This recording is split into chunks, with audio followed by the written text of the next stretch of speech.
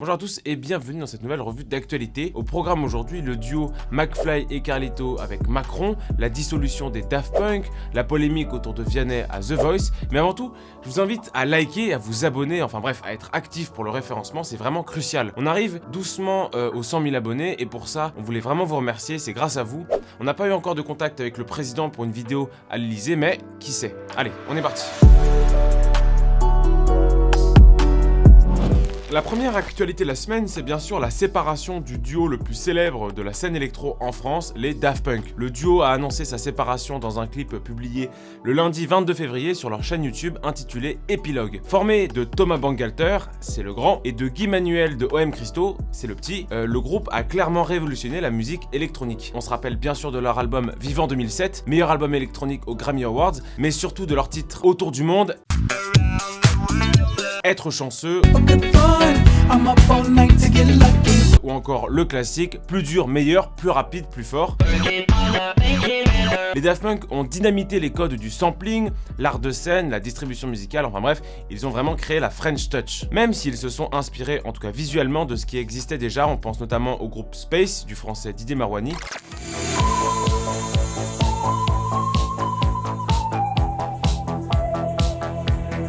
Du clip, on peut penser qu'un des deux peut continuer la musique vu qu'il continue à marcher et que l'autre explose. Cette scène est un extrait de leur film Electroma, réalisé par les deux en 2006. Donc même si tout porte à croire que c'est la fin du duo, les interprétations restent les bienvenues en commentaire. La deuxième actualité de la semaine, c'est le buzz autour des youtubeurs McFly et Carlito et d'Emmanuel Macron. En gros, dans une vidéo, le président de la République demande aux youtubeurs de faire une vidéo dans laquelle il sensibilise les gens aux gestes barrières. Si la vidéo fait 10 millions de vues, alors le président fera un concours d'anecdotes avec les deux youtubeurs. Forcément, la vidéo, et c'était prévisible, a fait 10 millions de vues. Le clip a dépassé le palier il y a quelques jours et a été en top tendance pendant les 4 jours qui ont suivi sa sortie. Après, on peut se demander si c'est pas un peu risqué d'intervenir sur une chaîne réputée comique et décalée comme celle de McFly et Carlito. En plus de ça, les youtubeurs n'ont jamais fait de politique. Si, ils ont clashé Le Pen un jour.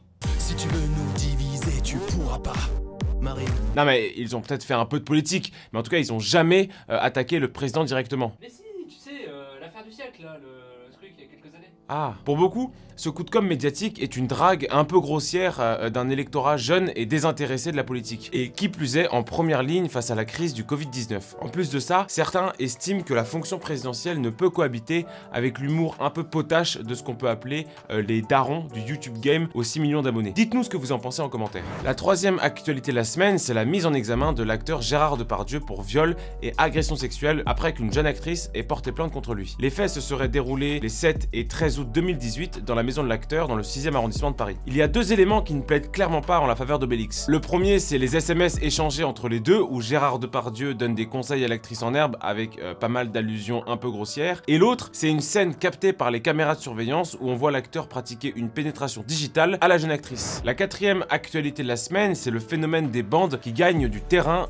dans la banlieue parisienne. À Boussy-Saint-Antoine, un adolescent est mort lors d'une rixe entre bandes rivales venues de la ville voisine. Une collégienne était décédée la veille à la suite d'un affrontement aux abords du collège de la ville de Saint-Chéron dans l'Essonne. On a appris ce matin que 6 mineurs avaient été mis en examen à la suite de la mort de l'adolescente. Actualité terrible, mais le plus intéressant dans tout ça, c'est la réaction de Julien Bayou, conseiller régional écolo d'Île-de-France sur France Inter, mercredi 24 février à la suite de l'actualité. Il demandait un renfort de policiers d'urgence et attribuait l'augmentation de la criminalité à l'absence de force de l'ordre. Sauf que, ce même Julien Bayou a passé les 4 dernières années à nous expliquer qu'il y avait un racisme endémique dans la police et que la population avait peur face aux forces de l'ordre. La dernière actualité, c'est la polémique autour du chanteur Vianney et de l'émission The Voice. Je vous résume l'affaire, en gros Vianney, il est jury dans l'émission The Voice et il est souvent un peu malgré lui dans les polémiques. Déjà la semaine dernière, il avait pleuré au moment d'un slam sur l'avortement. Hop, Vianney est anti-avortement, sur Twitter ça va très vite. Une semaine plus tard, il s'est complètement lâché sur une interprétation de la chanson Suicide Social d'Orelsan. Et, grossière erreur, il a buzzé au moment du couplet sur la communauté LGBTQ+, VWXYZK256. Ça fait beaucoup de communautés. Les bisounours, c'est leur pouvoir de l'arc-en-ciel qui voudrait me faire croire qu'être hétéro, c'est à l'ancienne. Tellement susceptible pour trouver des bons mots contrats, bientôt que tu susceptible. Adieu les politiques. En plus de ça, certains tweetos ont même pensé que l'interprète de Beau Papa mimait un acte sexuel pendant la représentation de la chanson. L'interprète de la chanson, The Vivi, a été renvoyé de l'émission pour des blagues faites il y a 4 ans, dont beaucoup sont absolument immondes.